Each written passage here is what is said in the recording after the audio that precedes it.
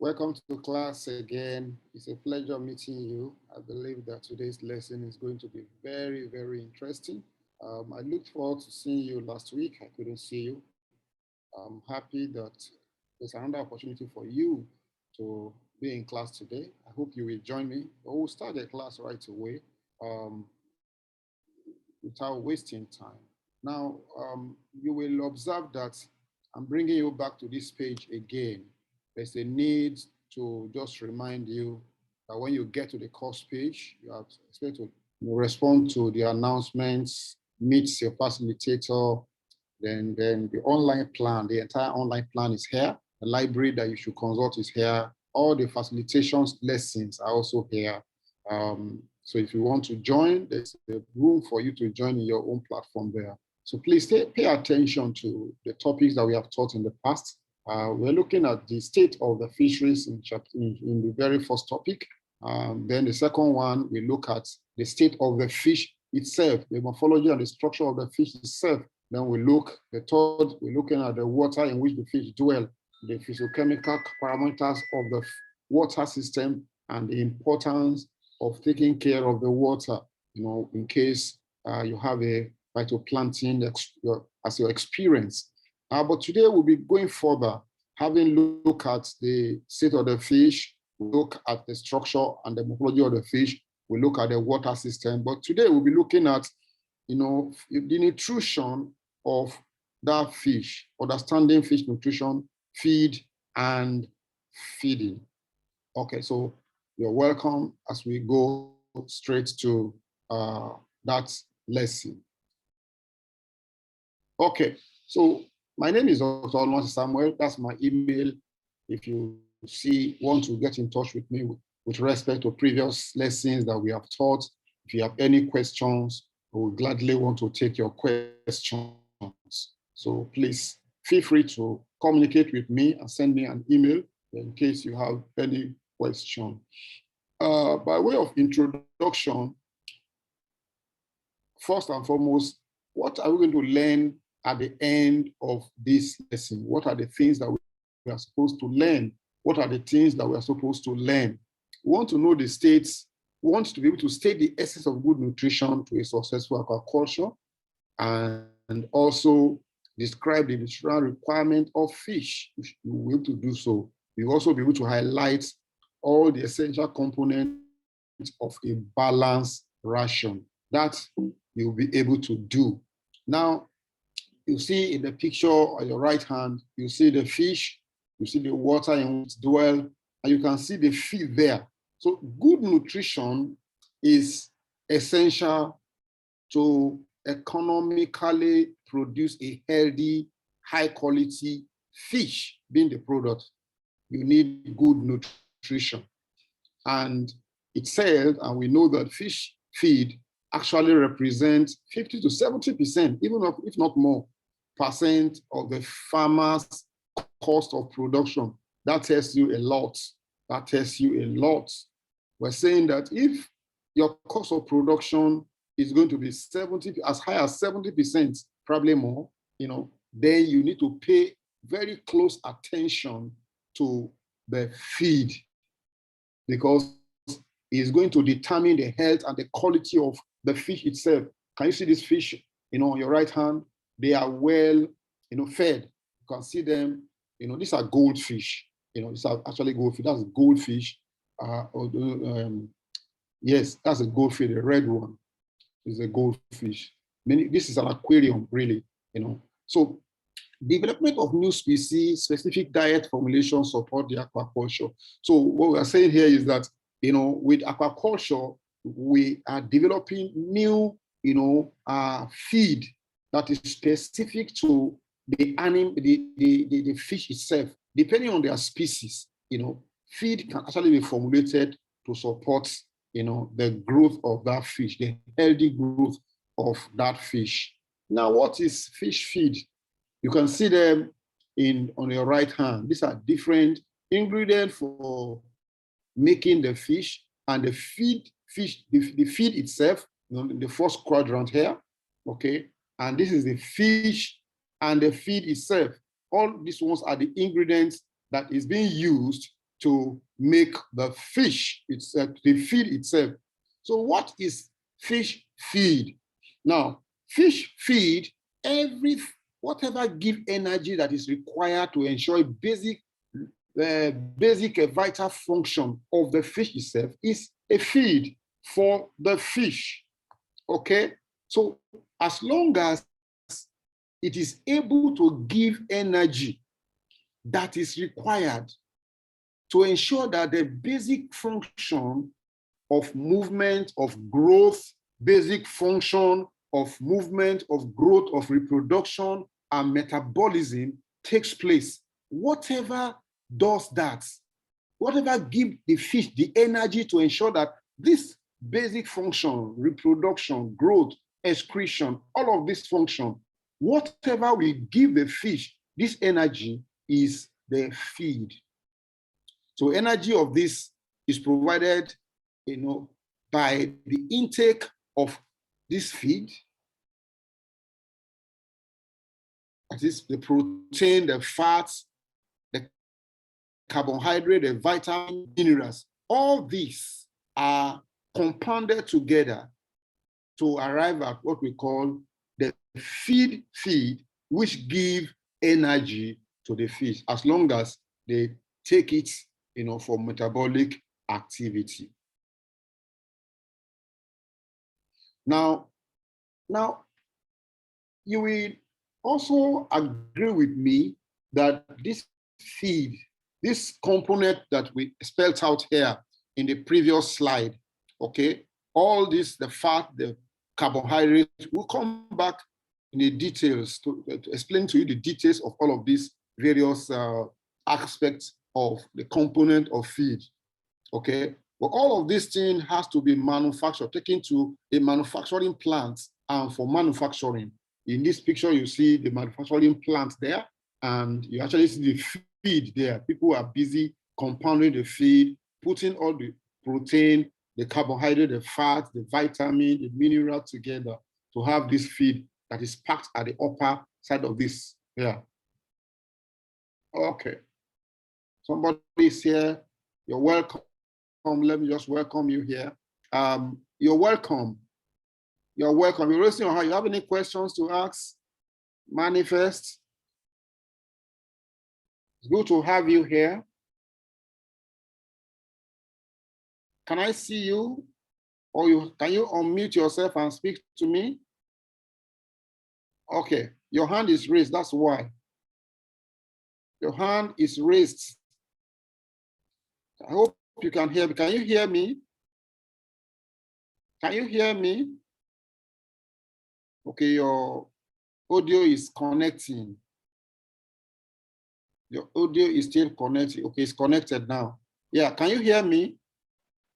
Yes, sir. Okay, good. You're welcome to class. I thank you for coming. Can you still hear? Okay, you are you can unmute yourself.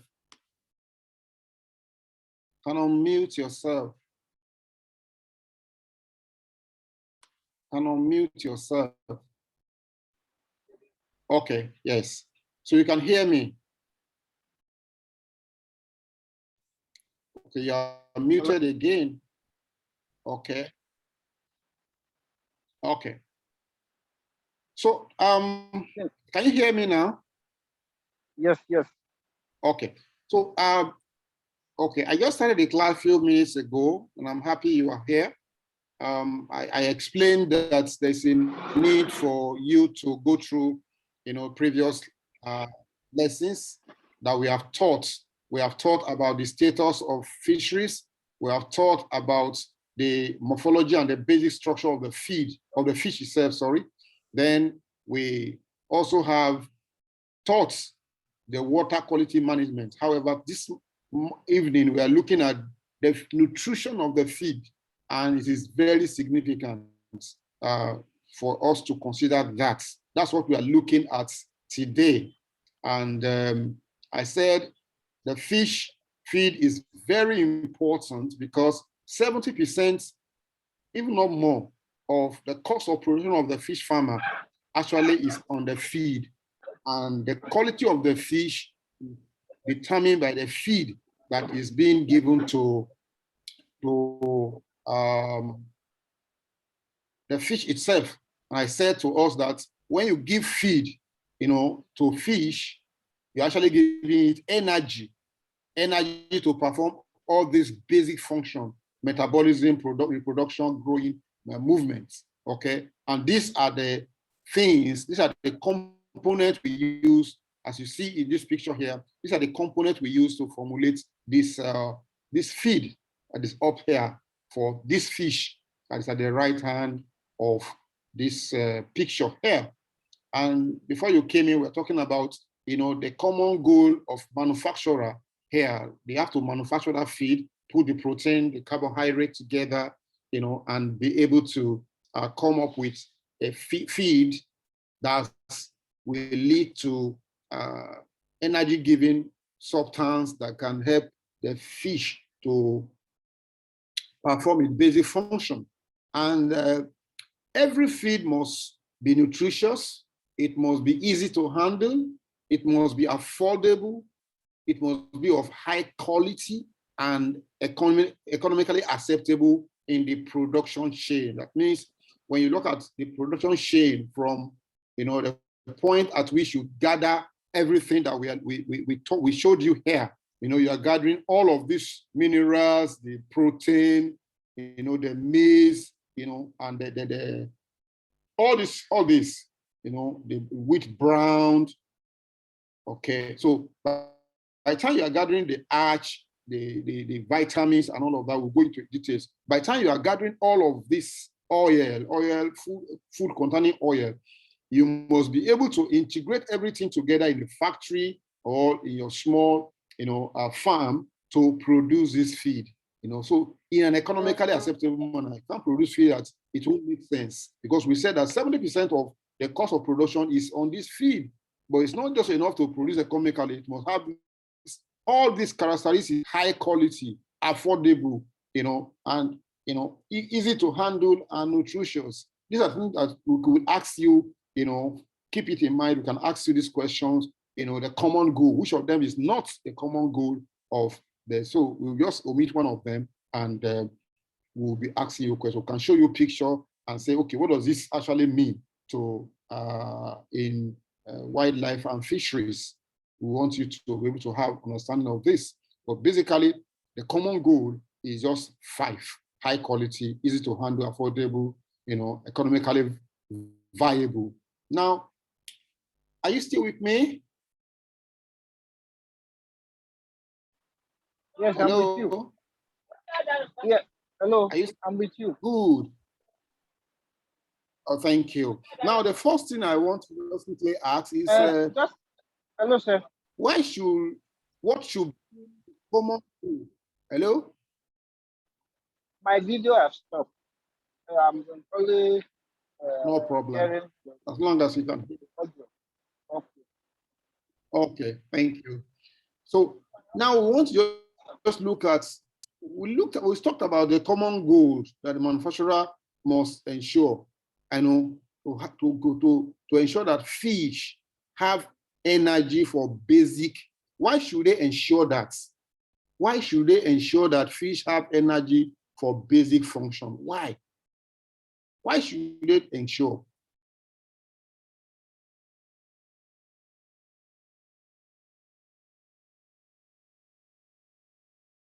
Okay, the only reason why they should, in my opinion, is that they want to make profits. They want the fish, like I told you, they want the fish to be healthy, and nutritious, as well as to be able to meet their cost of production, by the time the fish grow to a table size. Now, we understand this very much, that this industry that produce fish in Nigeria, really, they experience fluctuation in price. Remember, we told you that the price is a very, the cost of feed is significant. 70% of the cost of the production, the fish, the water, all the ingredients that you need, the construction processes. By the time you put the variable and the fixed cost together, of all of that component, that is required, the manpower, the managerial skill that is put into the production of fish. The feed industry is critical in the value chain of fish production. But unfortunately, there's constant fluctuation in the price of fish in feed ingredients. Not even now that we have crisis in this country, farmers are not able to go to farm all of these ingredients, the protein, the carbohydrate, fatty food, meat, fat, plants that have fatty, fat in them, which is extracted for these purposes. And of course, secondly, there's seasonality in most of this feed stuff.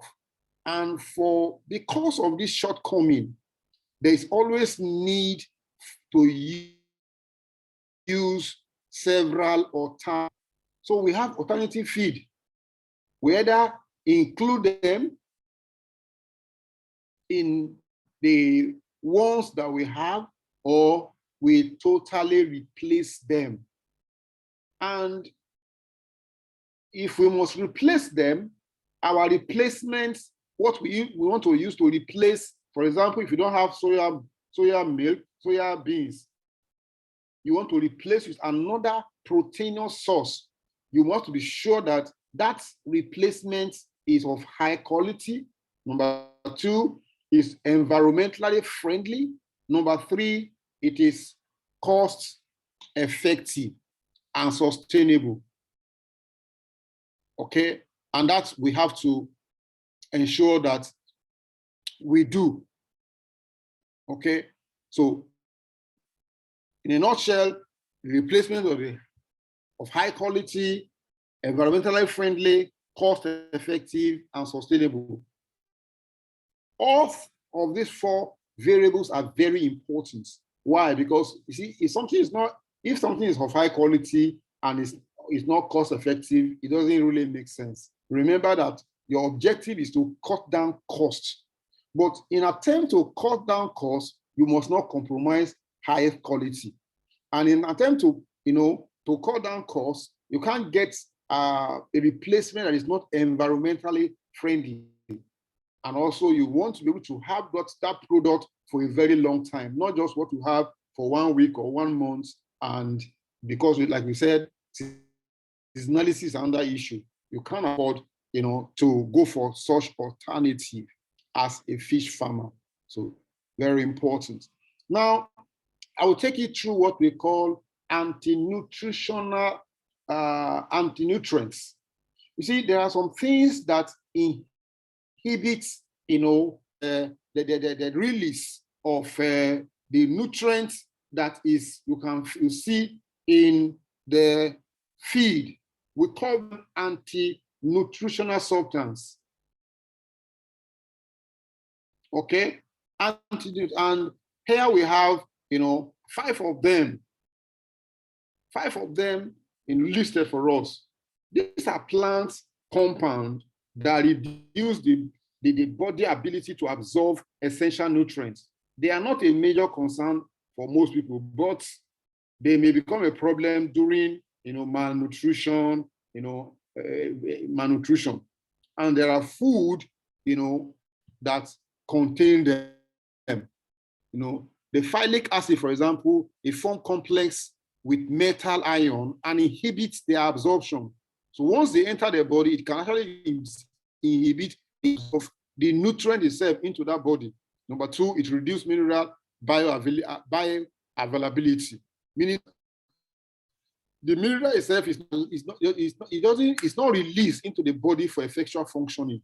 Number 3, a key component of crop that causes iron and causes zinc deficiency.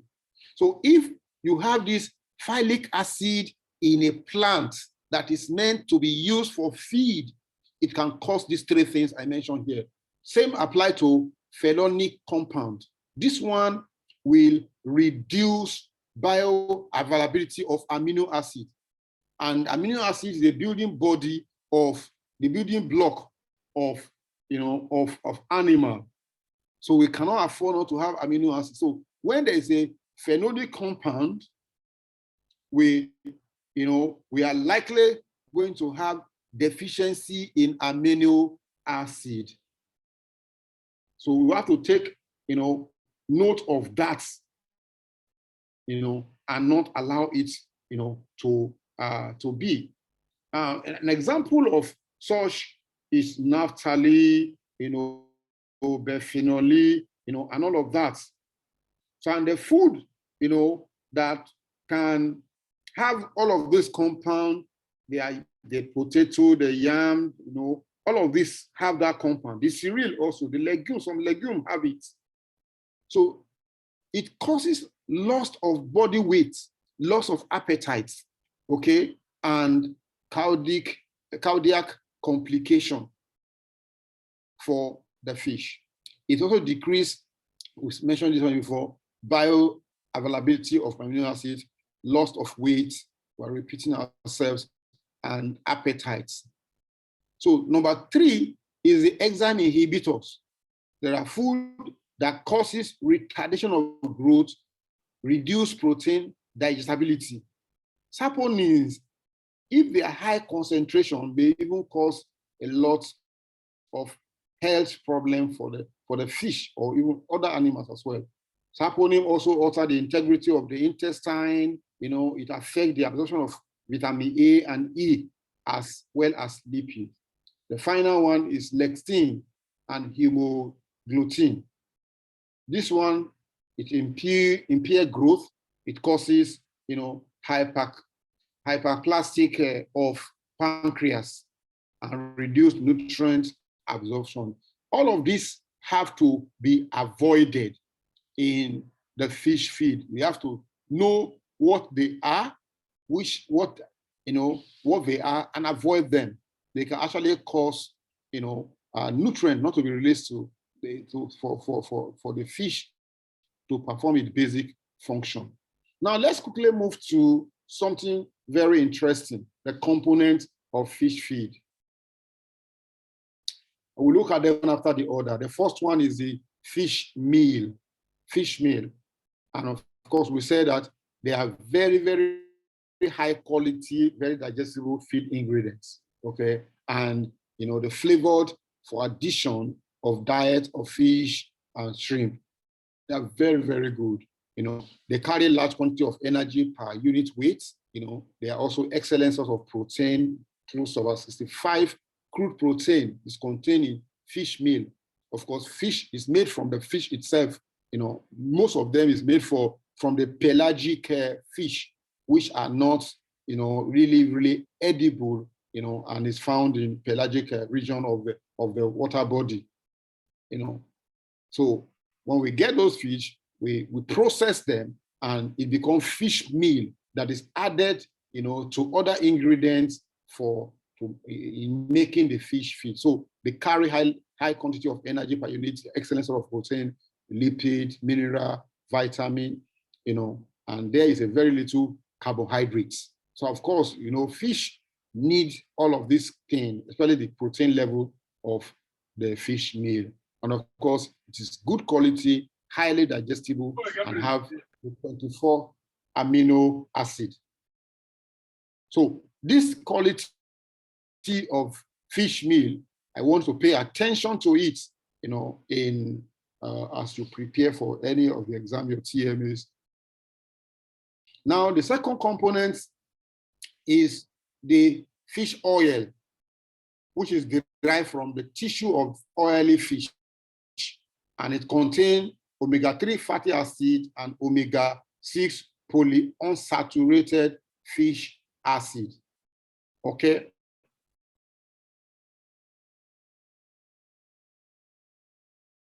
Okay. So it's good that we have understanding of what the fish oil, where we derive it and what it contains. That's the first thing.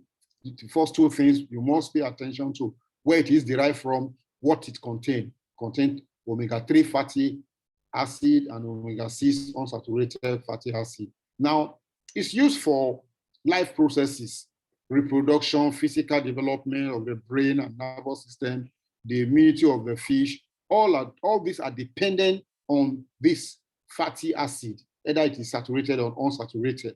Okay, and it's also very important for the inflammatory processes, the health of the cardiovascular system. This oil is very important component of the fish. The next component is the vitamin. These are organic substances that are very vital, and they are present in small quantity in natural foodstuff. So what we're saying here is that too little of that, of any particular vitamin, may increase the risk of developing certain health diseases. So we have to pay attention to it.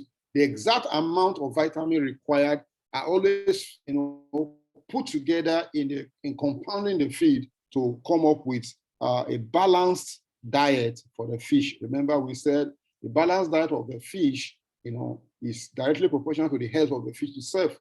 And the vitamin, we have two types: the fat-soluble and the water-soluble. The fat-soluble vitamins are vitamin A, vitamin D, vitamin E, and K. Of course, they are studied, this body store fats. They store this vitamin in fatty tissues and the liver. It's reserved. It can take a lot of time, for a very long time, for months. This fatty acid can be stored in the body, the fatty tissue of the fish and other animals. So it stays very long time. But the water-soluble doesn't stay, and that's why the replacement, in the fish water is very important. The vitamin C and all the vitamin B, they are water-soluble. So they can easily be dissolved and they can leave the body system at a faster than the fat-soluble vitamins. So that's why vitamin C is required constantly, to be included from time to time, in the fish feed and the ecosystem. The next component we are looking at is the moisture. This is very critical because the moisture level of the fish must be taken into consideration. That's the amount of water in the feed. And if you have too much water, it can lead to deterioration. It can lead to, mucus, and it will rear bacteria will begin to come on board, because bacteria like that environment. So how do we, measure the amount of moisture? The dry weight minus the initial weight, and once we get that is equal to the moisture is equal to the amount of water divided by the dry weight. So we first get a dry weight minus the initial weight, then we now divide the amount of water by the dry weight or the total weight. Then we can get the moisture content. The moisture content normally is very low, and it should be very low to facilitate storage and transport. If it's not well dried to a minimal level, it can actually affect the quality of the fish. And the acceptable level of fish, it's most very small, so that the bacteria will not grow and the mold count will not increase as to affect the quality of the fish. Most of the time, when you are going to transport the fish or the feed itself, you must put antioxidants so that the meal will be able to store for a very long time. It ensures that there is what we call proper stabilization of the moisture content of the fish. So to do that, you have to just apply and put antioxidant to it. Now, nutritional requirement of fish. What did they actually require? Haven't talked about, the components. What do they actually require? Now, why do we need to even know in the first place?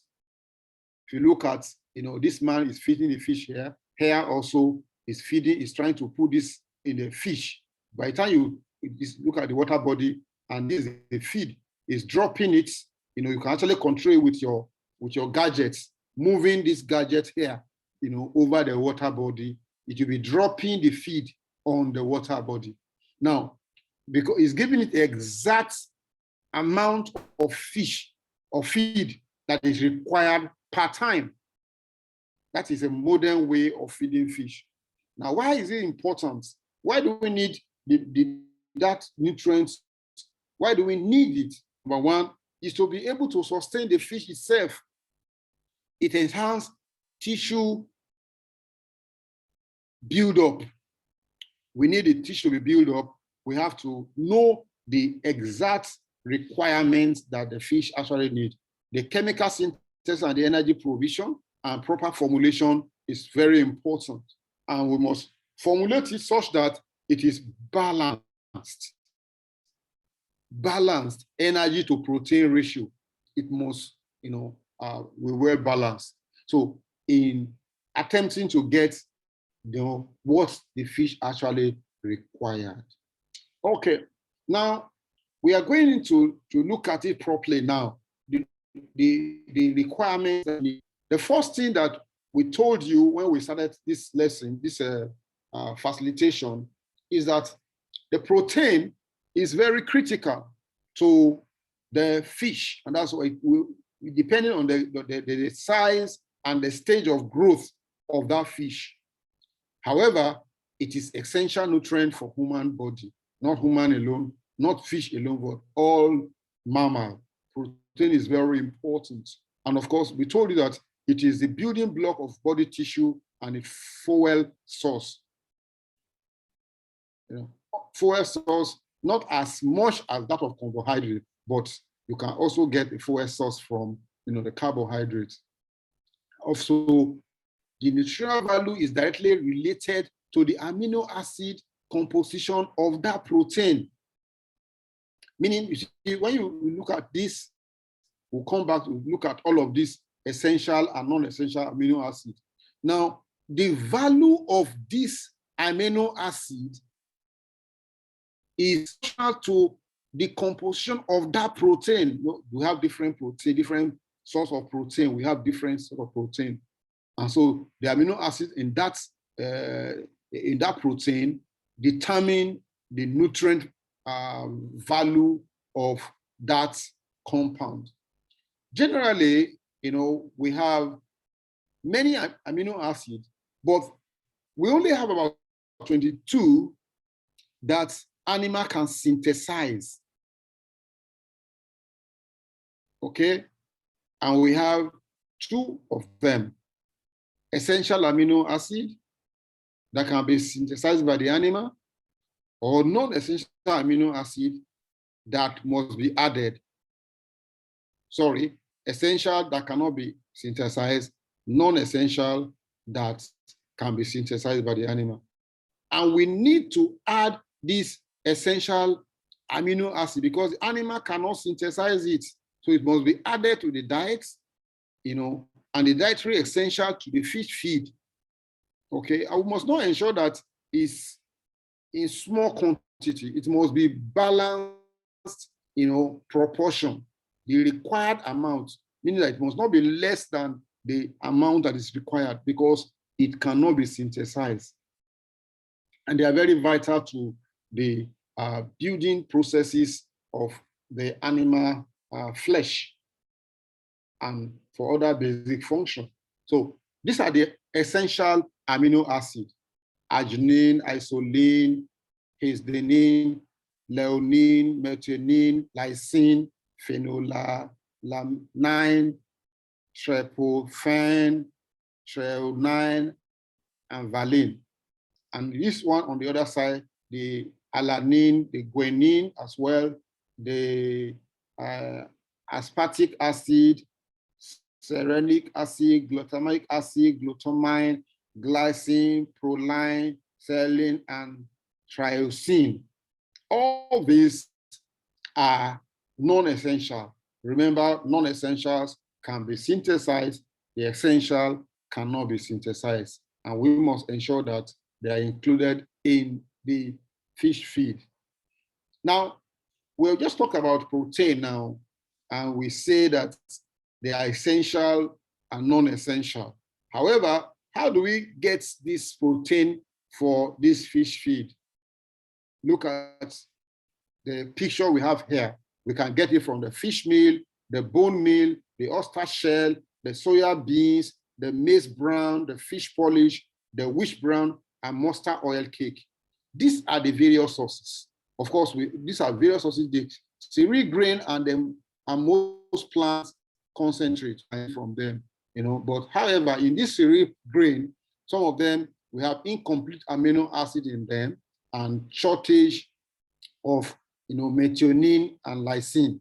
The soya meal, this one here, it is very good source of lysine and tryptophan, even though it is low in sulfur concentrate, sulfur containing amino acid, methionine and cytine. The fish meal, on the other hand, is excellent sort of, like we said it before, excellent sort of all these amino acid.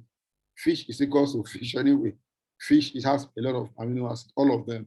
It's well balanced protein and it's nutritious for value for the fish. That's why we need to just ensure that the fish meal is included in the fish meal, and of course it's very expensive as well.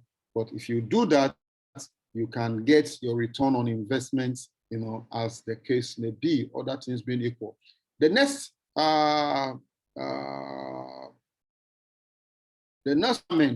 nutritional requirements is the mineral. I've said it before, the mineral. They are organic elements necessary for the diets for normal body function. These are inorganic. What we're looking at before, they are organic, but this is an inorganic. We have the micronutrients element as well, and micronutrients or elements. Okay, and the basic, what makes it a macro and micro is actually whether it's the quantity in which it's required, whether it's required in large quantity or amounts in the diet of the fish or small quantity. We must know the difference.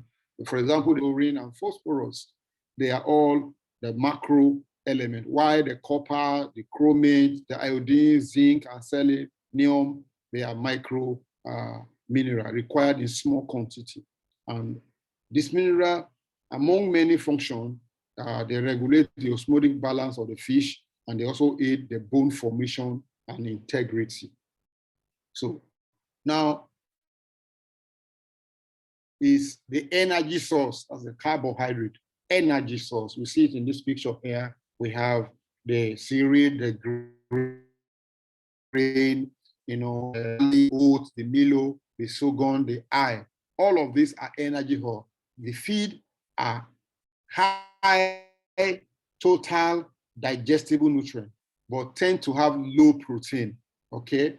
Low protein. That's why when we're considering the protein, add to complement one another. When you add all of these ingredients, the energy feed to the protein with vitamins, all of this come together to give us a very balanced diet for the fish. Of course, they directly relate to the percentage protein and oil, okay? It must be balanced together. Metabolized energy as a value should range between 250 to 322 kilocal, per kg, meaning that, any feed that is of value to the fish, that means the metabolized energy that will be released for basic functioning must cover this range per kg. The oil present in fish meal depends on the species, the feeding habits of the fish and the method of processing. Okay, so we have to be careful to know which tea we are feeding the fish meal, the fish meal. Okay, then the antioxidants preserve fish meal to ensure a high metabolic energy of the fish. Okay, so that's very important. We add oxidants to ensure that the fish meal is preserved. Thank you. So let's continue. We'll look at the fatty acid, one of the components of the fish also. Now, we have told you before that we have, the saturated and unsaturated fats when we are looking at the omega-3 and omega-6. Okay, now we have saturated, the animal fat, the butter, the lard. These are two aspects. These are saturated fats, and we have unsaturated fats. The unsaturated fat has two components as well, two types: the polysaturated fat, the monosaturated fats. When we look at the monosaturated fat, we have omega-9 fatty acid, the olive oil, the avocado, the peanut, and the almond. These are very, very good fatty acids, even though they are very expensive, but they are very, very good fatty acids that are good components of the fish feed. Whereas the unsaturated fats, we have two of them here, the omega-3 fatty acid and the omega-6, fatty acid. The corn oil, the safflower oil, the sunflower oil fall into this category. This category, we have the fish shell, the shellfish, soya beans, the walnut, the rapeseed oil. These are all, omega-3 fatty acid. Remember, we are talking about the component of the feed.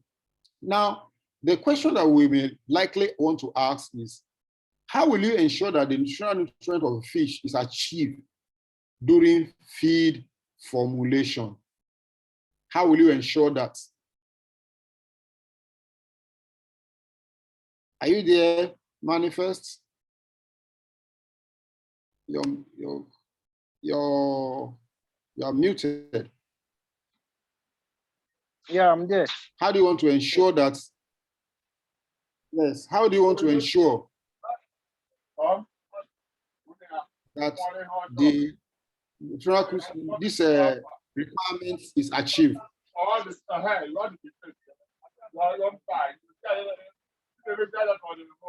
Okay.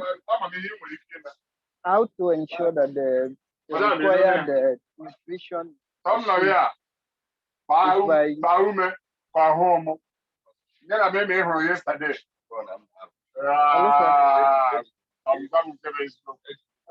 There's noise in your background. I can hardly hear you. Yes, I'm at my workplace. Oh, okay. So, in a nutshell, we will still look at it in our discussion forum. But however, like we mentioned, all the substances we have looked at before, the inclusion of all of this protein, the fatty, all of the components, the inclusion in their right proportion will actually ensure that you have a feed formulation that is balanced.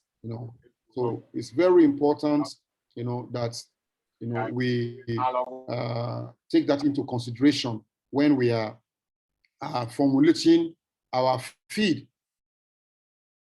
Okay, so now we will look at another thing here. I'll play this video for you to just look at, determine whether this is a floating or sinking feed. Okay.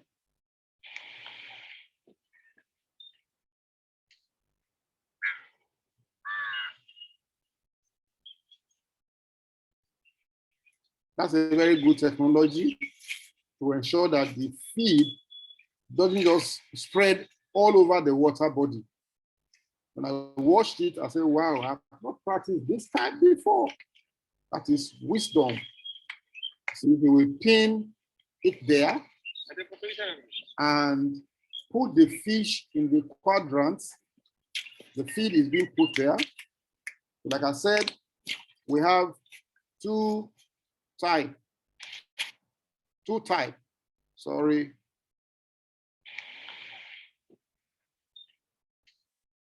We have two types of, commercial feed: the extruded, floating or buoyant, or the pressure pelleted sinking feed. Can you see?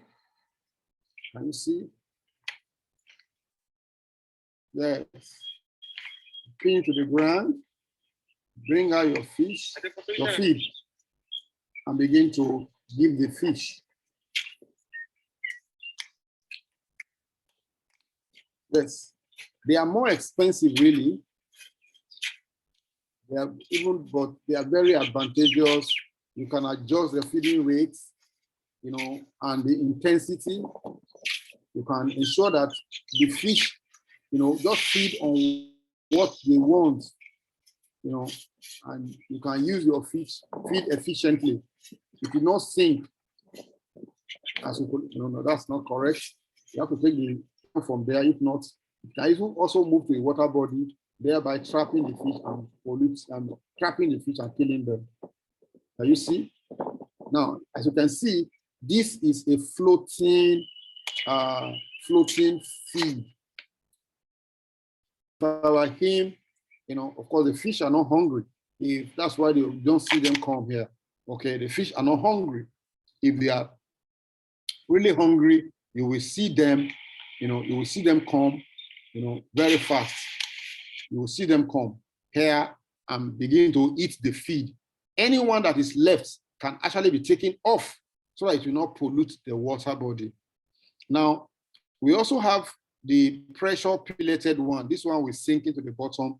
It's relevant because there are some fish that are bottom feeders. They can go and feed on them.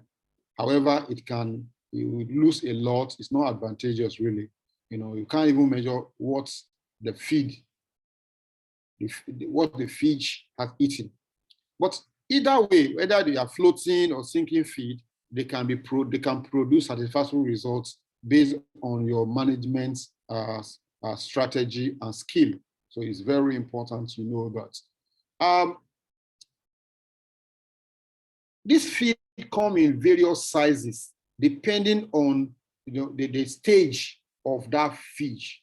You can see the equipment that we use in the production, like the grinding, the mixing. Then we now compound everything together. It come out as extrusion, for floating feed. But here also we have machine that we dry it, that we cool it, and we pack it. So it's in that order. It is all of these ingredients that we mentioned earlier: the protein, the carbohydrates, the fatty, the minerals, all that we put together, grounded together here, then mixed together here, extruded together here, dry, cool in this compartment, and it's being packed. Remember, I told you that they have different range: the 1 mm, the 2 mm, the 3 mm, the 4 mm, the 5 mm, the 8 mm for this fish. So we have to pay into attention of the size of the fish itself, because their mouth size determine the kind of fish, the kind of size they can actually pick at every point in time. So the pellet size should be approximately 20 to 30% of the size of the fish species mouth size. And feeding too small, a pellet results in insufficient feeding. What we're saying is that if a fish is meant to eat 4 mm and you're giving them 2 mm, which is more expensive, it's an inefficient way of feed utilization, And if the feed also is too large, also, it can be frustrating for the fish, and it can cause choking and also extreme health hazard to the fish. So you need to know the size of the fish. It must also be commensurate to the mouth size of the fish, depending on these various sizes that we showed you. Now, we're looking at the feeding rates, the frequency, and the timing. These are management techniques that we need to pay attention to. The first thing is that the feeding rate and frequency are part of the function of the fish size, meaning that if the fish is small, we must also pay attention to the timing and the frequency we feed that fish. It's like a baby, The baby eats, always as in small quantity. Whereas as you grow older, you eat large quantity, and at the time, the frequency begin to reduce. So small larval fish and fry need to be fed highly proteinous, high protein diet frequently, usually in excess. Okay, small fish have a high energy demand and must eat nearly continuously and be fed almost hourly. I mentioned it to you before, making an example of human being as well. As fish grow, feeding rate and frequency should be lowered and protein content reduced. Can you hear that? We can even draw a graph out of this. However, rather than switching to a low protein diet, feeding less allow the grower to use the same feed, the protein level throughout the growth period. What are we saying here? You don't just say, oh, because I'm going to feed less, you reduce the protein level. No, you don't do that. You're feeding small, but the content of the protein must also be very rich. So generally, growth and feed conversion increase with feeding frequency. They include the timing of the day, the season, the water temperature, the dissolved oxygen. We mentioned some of these things in our previous when we're looking at the water quality management.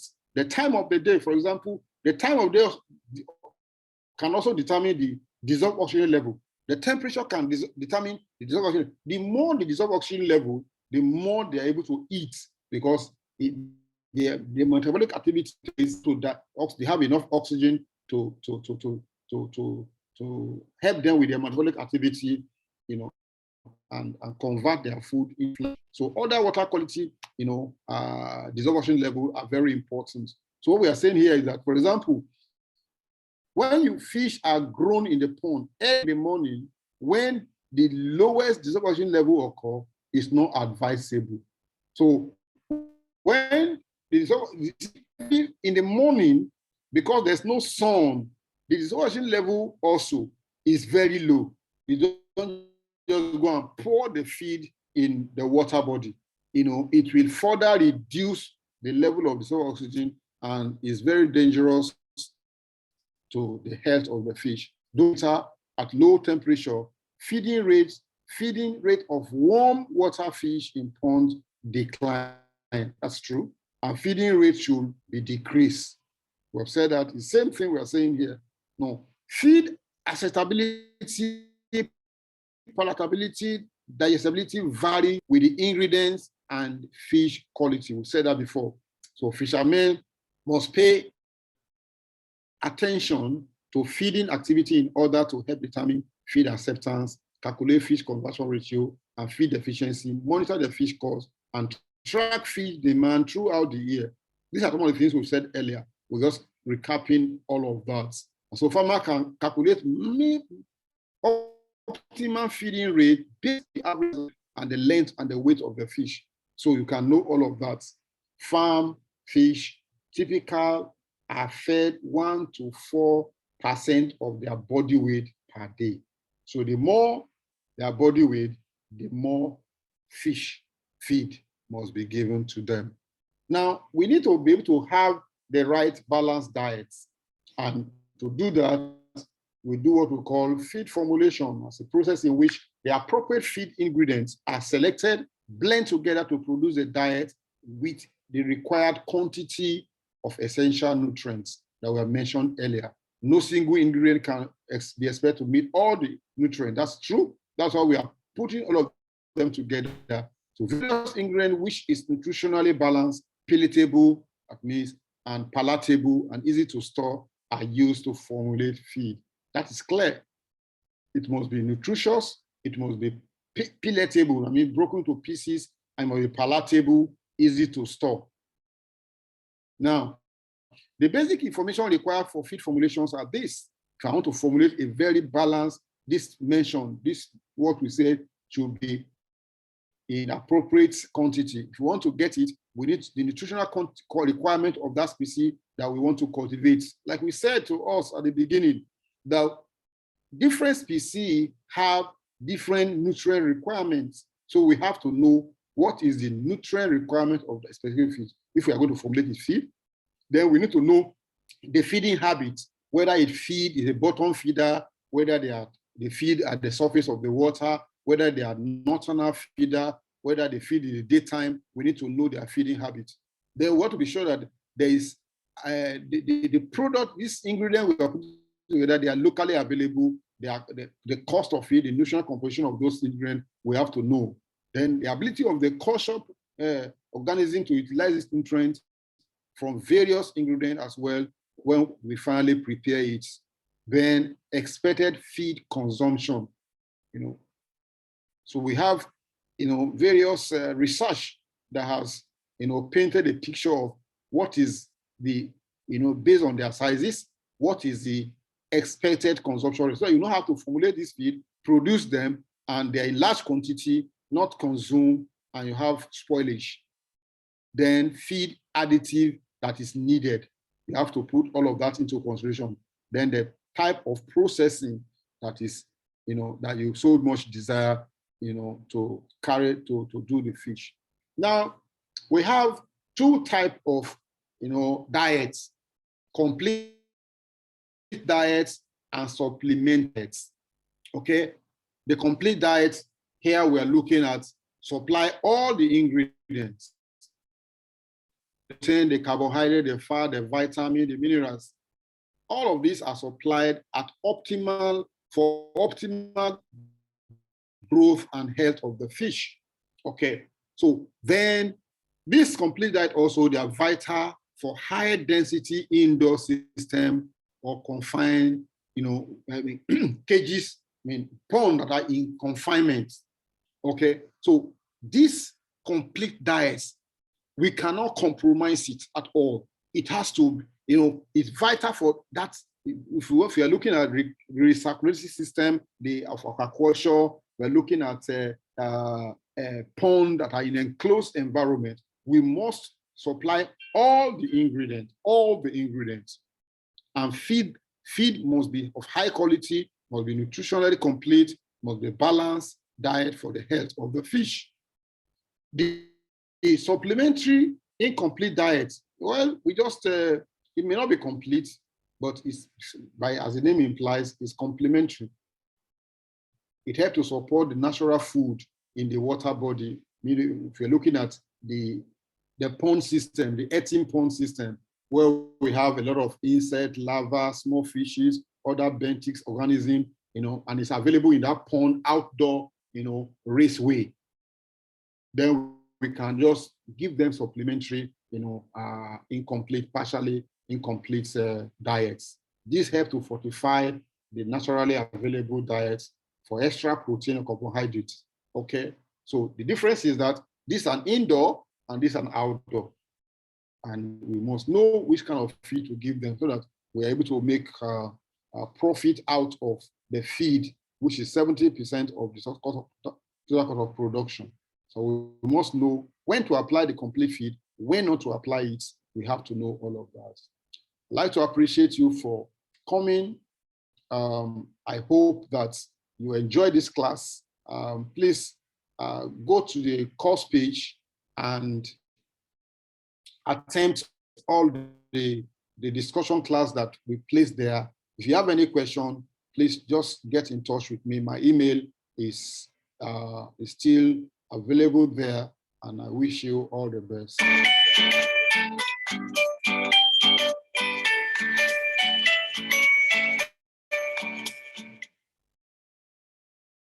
So I'd like to appreciate you. I wish you all the best.